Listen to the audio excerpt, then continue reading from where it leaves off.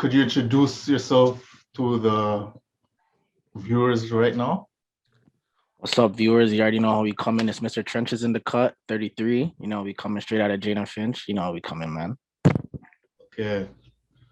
So when I saw you, I was at the Grand Slammers photo shoot. We coming.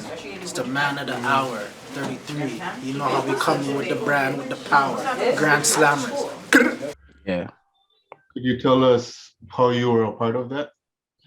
So basically, I know Grand Slammers through back in the days, like Chris Blackwood and stuff. Like when I was coming up, he was like one of the leaders in the community. He was also a basketball player, So like on Team Recognize Real, it's like a little program that we had like Jane and Finch based, more like Driftwood based. So like he was one of actually the players on the team, So like when I was younger, me and my bro, we used to go to the tournaments and stuff and just watch them play, get a little insight on the game and stuff. So that's how I knew Chris from all the way back then, So like through the years out and stuff now, I seen that he made his clothing brand, So I always want to be involved. I have a couple of gear from back in the days, but like same day I'll do my hair was the same day they were doing their little photo shoot. So like, I just had to get involved a little bit and it just happened like, it was God's plan for it to be that day, for me to get involved, you know what I mean?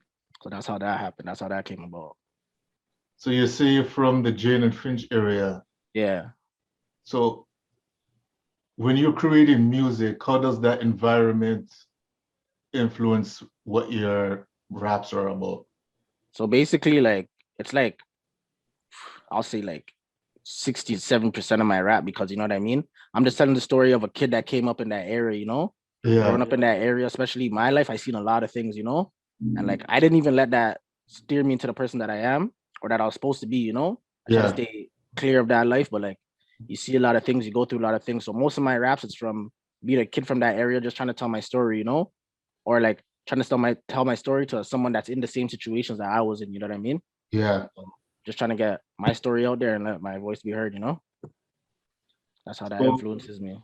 In the history of Toronto hip hop, there's been a lot of Jane and Finch rappers that's made their mark. How do you plan on making your mark in the city?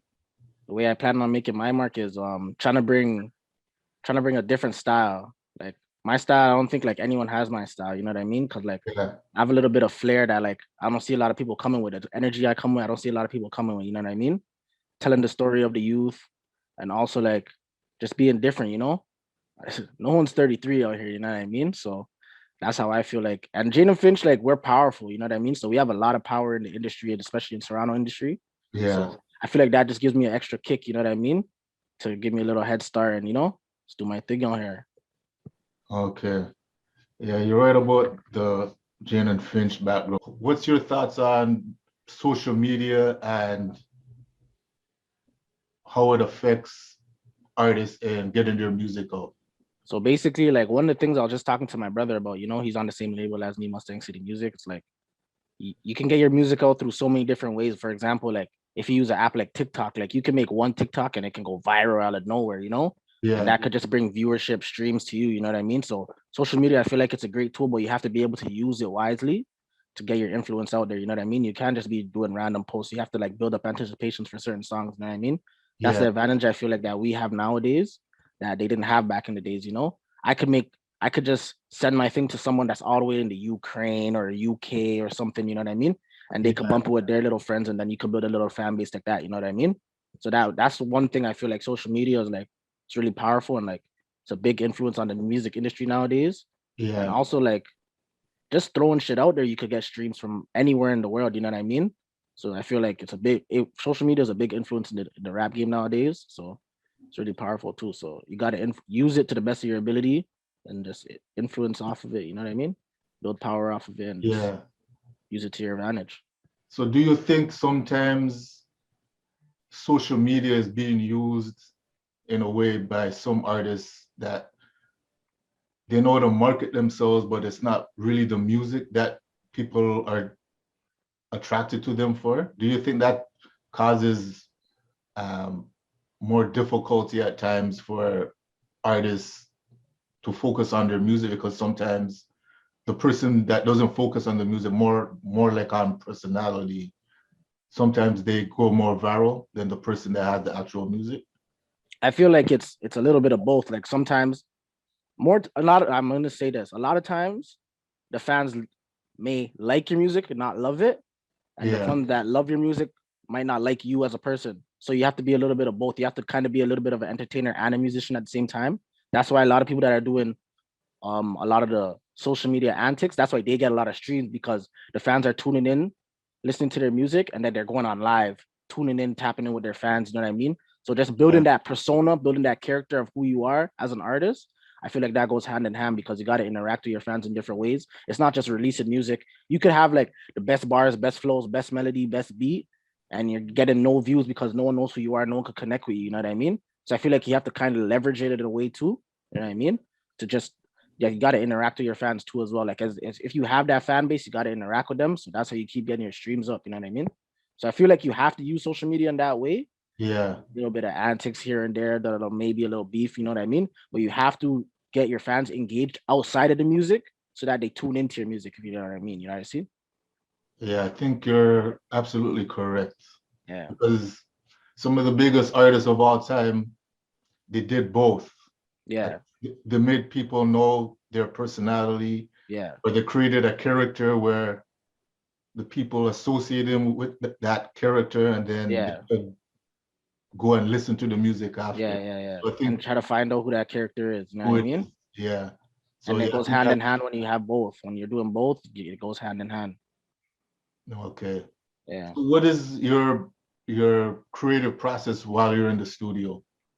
To be honest, depends on the day. Like if I had a beat for like say a week or two, and I've been writing like a little bit of it, like I might write like the first two bars of the hook, first two bars of the verse, you know, little bars here and there, and then it's just like matching it up. You know what I mean? So Yeah, I'll just make a whole song like that. Or sometimes it'll just be straight off the dome. Like I got a beat like 2 days ago, and I'm like, yo, this one's hard. I don't even write nothing to it. I'll just go straight to the studio, tell my engineer put it on, and like let's take some risks with this one. Let's do what I'm feeling. If maybe a girl just said something 1-2 to me that day and I'm trying to go hard, or maybe someone will just badmouth me that week, and that's what the energy I'm feeling that day. You know what I mean? So most of the time I just do it off the top. A lot sometimes I write it down. I used to write down when I first started rapping, but now I'm kind of mixing it up because I like to get my emotion in the song. So I feel like when I freestyle more, I get more of my emotion and more of my passion in the music that I'm making. You know what I mean? But I do mix it up. Like I'll start like a song, like the beginning of it, and then I'll do the rest freestyle, and then the beginning of the verse, do the rest freestyle. It's like what I'm feeling, and then trying to relate to what I already have there, and just yeah. trying to structure out the song. You know what I mean? So that's how I go about it, my creative process. Like I start a lot of songs. Like I have full songs done, but like I don't feel like that no more. You know what I mean? So I just scrap those, and Like, I'll probably take like a 1-2 bars from that and put it towards the next song. You know what I mean? So yeah, that's how I go about it creatively. You know what I mean? I'm always writing though, like even if it's just like 4 lines a day, yeah. couple lines a day, like I'm always trying to get something down, and I may use that in a song. Who knows, for 2 years from now, or maybe tomorrow if I go to the studio. You know what I mean? It just depends on how I'm feeling. But that's my creative process. So what do you prefer, performing live or be in the studio creating your craft? To be honest, it depends. Performing live, if it's a crowd that really knows who I am, like you know what I mean. Like if it's Yeah, my people that heard my music, because a lot of my best stuff is not even out yet. A lot of our stuff we're waiting for a drop a mixtape. We got a mixtape coming soon. I also got an EP coming soon. Beyond the numbers, got to look out for that in summer. But like, if a lot of people know the music, then live performing, it's that energy. You know what I mean? But yeah, also being in the studio with like a couple people like that's pushing you to do better. Like, yo, bro, that line wasn't hard enough. You didn't put enough energy into that. You know what I mean? That creative process, like just being around people in the studio, I feel like that vibe is crazy. You know what I mean? Like when you have an engineer that knows your sound, when you have people around you that are pushing you to do better, like, bro, come on, put more energy in that one. Come on, you can say this one harder. You can come up with a better bar, brother. You know what I mean? So I yeah, like that environment, but I also love live performing. But if I had to choose one, I'll choose live performance still because just the energy of everybody around, yeah. it's different still. It's like nothing I ever felt before still. Okay. So coming from Jane and Finch, I don't know if you know some of the past artists like Dream Warriors. No, They I never crossed heard of over, yeah, they crossed over into the UK back in it. the late 80s, early Yeah, 90s. And recently I've seen Pressas in Los Angeles. Yeah. I What, know Pressa you know personally. Pressa? Yeah. Personally, like me and Pressa, like back in the days, that was my homie. Like he's coming to my crib on Sundays every day of the week. You know what I mean? Sundays we used to have, Yeah. like I was telling you, Recognize the Real program. So we coming in Sundays. He's coming to my crib at like 12 o'clock. We got Recognize the Real at like 4 o'clock. So he's at my crib for like 4 hours before we go, you know? A lot of Yeah. other people too, you know, even Houdini too. Like Houdini was at my crib before I used to get home from school, you know what I mean? He'll Yeah. be on my computer doing shit before me and my bro got home from school, you know, we're coming home, he's there. My uncle's not letting him play the Xbox, you know what I mean? So it's Yeah. like little shit like that, you know? Fucking yeah, but continue with what you're saying. No, I was just saying, uh, now that you see that he crossed over, do you feel that he opened a gate for the other artists in the city to? Yeah, I felt like him doing what he's been doing in the US for like a couple years now. It's really opened doors for like Toronto artists. So like I seen like DJ Academics tapping in over here, trying to Yeah. do stuff for Toronto. I see like Keep Six doing stuff, trying to open up doors. Six Buzz doing stuff, trying to open up doors. So I feel like none of that stuff would have been possible if like Pressa wasn't going as hard as he was, if Houdini wasn't Yeah. going as hard as he was in the US for his time, like guys like Bully going over to the US for their time, doing their thing, making a mark for Toronto music in this day and age, like these past 5 years, you know what I mean? Because the Toronto sound 7, 8 years ago was not the Toronto sound that we have right now, you know what I mean? Yeah. So I feel like them pushing their impact right now is opening a lot of doors for Toronto artists. People are getting opportunities going there for 2 weeks, coming back with new energy, you know what I mean? Going there, getting the information from LA, their surrounding areas. Maybe if they go to Atlanta for like a 2 weeks, coming back and having newfound energy, and then you know adding that to their sound. You know what I mean? I see a lot of people doing this, so I feel like it wasn't only Pressa and then people who open doors, but he's one of the main guys that's really pushing the boundary right now for Toronto artists. Yeah. Like Because even with Nav and the Weekend, what they've been doing for Toronto and just Canadian artists in general. You know what I mean? yeah. I feel like yeah, it's a big push though. Yeah, because I gotta give props to Drake too, because I don't know if you've seen the footage that we had put up with Pressa and Robin Banks. Yeah. Yeah, right after, it was shortly after that where we heard rumblings that there was gonna be something big going down. Mhm. But when we saw Pressa open up for Drake, we Yeah, realized the that Boy was Meets World tour. The the Boy Meets world World tour. tour. Yeah. Because we were sending artists out in the UK. There was a Mhm. girl, Tara Lloyd, we had sent out there, and then we had a UK arm, and then the UK artists were gravitating towards the Toronto sound because Yeah. they have the same kind of background with the Caribbean Yeah. The Caribbean export, yeah, influence. the Yeah. Caribbean influence. Yeah. So seeing that happened, I think the other people in Toronto was realizing that, okay, maybe it might be more than just Drake that's gonna bust through. Drake and Yeah. Tory Lanez, because Yeah. yeah, they were coming up the same time, Drake and Tory Lanez. Mhm. So when, if there's a new viewer watching right now or listener, what do you want to tell them about Jane and Finch that they might not know? Honestly, it's not everything you hear about. Like it's not just shootings, robberies, people die, and all this stuff. Like it's really a tight knit community, and I think that's why it is the way it is because where you grow up, you feel like everybody's family around you. You know what I mean? So Yeah, if you grow up in a certain area, you feel like everyone's family, and if something happens to someone in your family, you're gonna want to do something about it. That's why I feel like it is the way it is right now. You know, yeah, that's one thing about Jane and Finch that like a lot of people won't realize until like they're in the situation. Like it's a really family tight oriented community, you know? Everybody really knows everybody around there, you know what I mean? So I feel like that's why it is the way it is because it's just a family thing, you know? do you feel at times that there is sometimes a bias against Jane and Finch because some people feel that the artists have a lot of promotion already, that they don't look at the other artists because they were saying Jane and Finch is already getting a lot of shine? I feel like I feel like people think there's a bias, but even if there is a bias, it's because of all the groundwork that was put in before. Like a lot of artists, Jane and Finch been having rappers since Toronto rap started, you know what I mean? Yeah. Since I came up, I've been listening to Jane and Finch music, and I still listen to Jane and Finch music to this day. You know what I mean? Shout out Jane print. You know, Jane shit. You know what I mean? Shout Yeah. out Greatness Clothing too. But like, I feel like they say that we have an advantage because there's been people putting in the groundwork 20, 30 years ago rapping. You know what I mean? So I feel like Yeah. that's why we even have the advantage in the city. You know what I mean? And we're one of the most famous blocks in the city, if not the most famous place in the city. You know what I mean? So I feel like that's why we have the advantage and why people are jealous about it. You know what I mean? It's harder to come up being from, I'm not gonna say anywhere, but you know what I mean? Being I Yeah. just like I was saying, being from Jane and Finch does give you that little extra boost. So yeah, that's what I feel. So you brought up Houdini a little bit ago. Could you tell us how you felt what actually happened to him and the impact Uh it had on the community? to be honest, it was crazy because like even a week before he passed, Yeah. we were like I played football too, right? I played football and basketball. So me and my brother and like one of my homies who like the three of us were really close with him, you know what I mean? He called my homegirl on Snap, TK, shout out TK Limpy.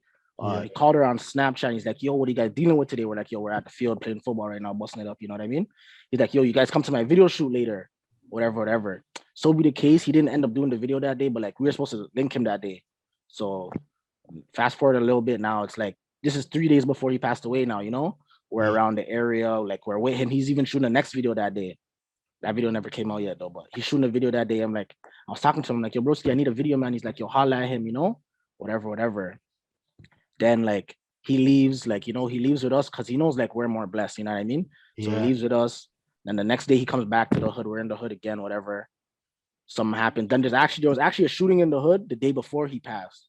That's why he ended up going where he was. And then like, Yeah. you know, that's it. The next morning after that, unfortunately, he passed, you know, but that same day I was even in the hood again, you know what I mean? I didn't never really in the hood like that, but like first of all, I got the call that like it was like my little homie who got shot, you know, because he was with him, you know. I heard it was him who passed away, so I was sad at first, you know. Not saying it pick and choose who was supposed to die, but like you know what I mean. Yeah. I Then I know. heard it was Houdini who died, like you know. And then my little homie got shot too, so like the whole day was like really like it was like a blur to me, you know what I mean? Like a lot of emotionals, like I felt a lot of emotions that day, you know, emotions that I never felt in a long time. Cause literally I was just with him like 48 hours ago, you know what I mean? To find out that he's dead now, you know what I mean? So it really did impact us still. Like to this day, like I just have a chain over there with an H on it, you know, I wear it like almost every day, like everywhere I go, you know. Yeah. I have memorabilia from him, like you know what I mean?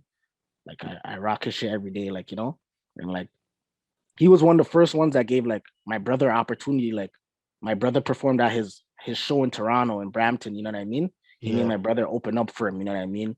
We were in the back, like rubbing hands with everybody. You know what I mean? Like rubbing shoulders with everyone. I have videos and stuff from that day. Like you know, Yeah. so and like I feel like his time was just about to come to. Like he already had his impact in the music industry in Toronto. He already had his status. It was just a matter of time. Like you know what I mean? Like Yeah. 3 more months of him being When I saw the alive, he would have American never been in blogs picking Toronto. it up. Yeah, when I saw the Yeah, American blogs picking it up and then mm, they were doing good write-ups about his music and everything, I was like, yeah, man, he was probably next to blow still for the city. yeah. And like it's crazy because even after that, like we were at like his I don't know if you've seen this on the news and stuff too. Like we're at his candlelight and like, you know, they came and shot up his candlelight, you know what I mean? Yeah. 40 shots went off and shit. So like, you know, it's crazy. Like, but his impact was very like he was next in the city. Like after Pressa, like he was next to be like the Yeah. next up. So like him losing him at the time we lost him, like it's crazy. But like long live Houdini, like you know what I mean? That was Yeah. like one of my close peoples growing up, you know what I mean? And to see him make it where he was and to see the potential he would have had, like it's crazy. But like life is life, you know, we gotta not move on, but we gotta pursue. Like we gotta Yeah. this is why I started rapping. Like I after that, I hope- started taking rap a little bit more serious, you know what I mean? Yeah. Just to because he influenced me to take rap more serious. So like this is why I do what I do today. You know what I mean? Okay. So what music videos do you have out there right now that people could check out? So my first ever video I dropped was Friday the 13th. So you could type in 33 Friday the 13th. I have Ooh Freestyle, so you could type in 33 Ooh Freestyle. I have Hardaway, another single, 33 Hardaway. Then I have Brother featuring me and Trey, another artist on our label, Mustang City Music. Yeah, those are 4 videos I have out. And then audios, I have like 8 or 9 audios also combined. I have those out. And then, like I said, I'm dropping the EP just now. So Okay. you can check all of that out. You can find me on Spotify at 33, Apple Music at 33, SoundCloud at 33. You know what I mean? Or you could just go on YouTube, type in 33, or type in Mustang City Music. You can see all of our shit on there on our page. You know what I mean? Yeah. So that's where you can find all our stuff. You know what I mean? So you say you have an independent label. Well, how many artists are on the label? So right now it's only 3 of us. It's only me, my brother, and my guy Trey. You know, shout out Okay. Trey. So the Mustang City Music. You know what I mean? It's Yeah. like it's a brotherhood. You know what I mean? We went to a school they used to call Mustangs. You know, our logo was the Mustang, so we just integrated that. That's where we all met each other. You know, so we integrated that into our label because like our school, it was like a brotherhood too. You know what I mean? So we're trying to keep that vibe and energy Yeah. and push this thing. You know what I mean? So yeah, that's why it's called Mustang City Music. Okay. Yeah. So is there anything else you want the people to know? I want people to know that I'm coming this year. Like, you know what I mean? This year and the next, like I'm coming. We're get ready for a storm. Like we're not playing around no more. Get ready. Like Mustang City Music's gonna be in your ear no matter what. And like there's one song that they've been waiting for 2 years, and I'm telling you guys, it's coming this year. Like Trenches coming this year. So free the Trenches. You already know how we coming. Shout out everyone on the track. Free PT. Shout out HD. Shout out M2. Like you know. Shout out DQ. Everyone on that track. Like Trenches is coming this year. Like you know what I mean. I'm from the trenches. The trenches. I'm from the trenches. You know what I mean. That one's a crazy one. They've been waiting on that one for over 2 years. You know what I mean. But Yeah. we had a lot of technical difficulties. The video man was holding my video for too long, and then one of my guys on the song went to jail, so like we couldn't shoot the video. Like you know what I mean. A lot of technical stuff happened with that song. A lot of stuff out of my control, but like you know what I mean. It's coming this year though. Everything has its time though, you know? Everything has its time, so it's Yeah. coming. Hey, I get messages to this day saying, "Yo, where's Trenches? Come on, it's been this long." Da, da, da, da, you know what I mean? People are harassing me every day for that song. Yeah. Like you know what I mean? Like that song would have had the city crazy, but we're getting it out there. We're gonna try to get it out there this year for sure, for sure, for sure. So what other plans you have for the year coming?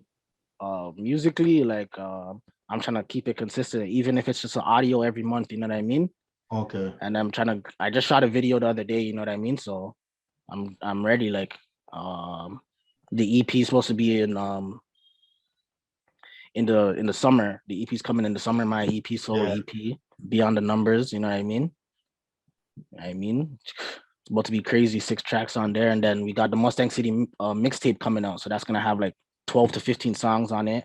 Trenches are gonna be on it. Mustang City Trenches. You know what I mean? And 15, 16 bangers with the man them who are on the label and a couple other of our brethren. You know what I mean? We got that coming soon. We got DQ coming with music, coming with videos soon. You know what I mean? Yeah. Trey just dropped a video like 2 weeks ago. So Trey's out here working. We're all here working. So just look out for Mustang City Music. Look out for all of us. Look out for me. We're coming and we're not stopping this year. This year about to be crazy. One of my homies just passed away, so we got to go crazy for him too. You know, RP Dre way. You know, we're doing everything for him this year, 2022. You know, so yeah. All right. So where could people find you? They can find me everywhere. Just type me in 33 on any platform. YouTube, type me in on Spotify. You can type me in on Apple Music, SoundCloud. You're gonna see something from me. Just type in 33. So it's the word 30, THIRTY, the word 30, and then the number 3. So 33. Type me in on anywhere. You can find my music on all platforms. Just look me up. All right. I mean, yeah.